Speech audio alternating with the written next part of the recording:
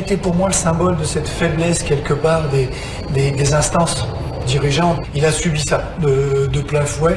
Il a subi le poids des médias parce qu'il fait un match nul à Chypre. Il est viré à la suite de ce match nul à Chypre où il pouvait encore se qualifier. Mais il avait toute une machine derrière lui de médiatique qui l'a broyé.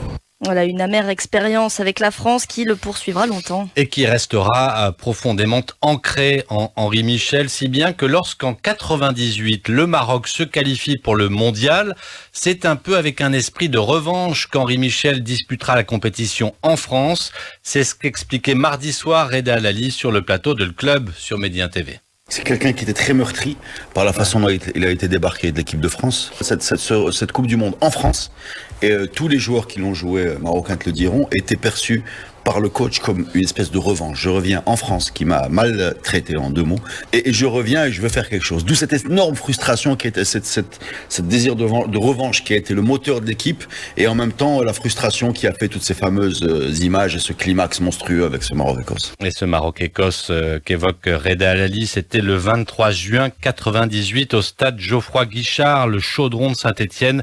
Les Lions de l'Atlas, vous n'étiez pas encore né, Magali, en 98. Si, quand même.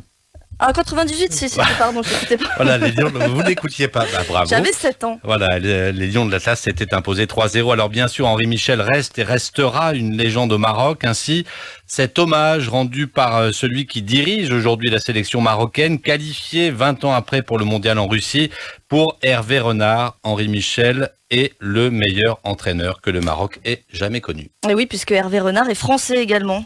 Ah oui. Absolument. Voilà, c'est tout ce que j'avais à rajouter.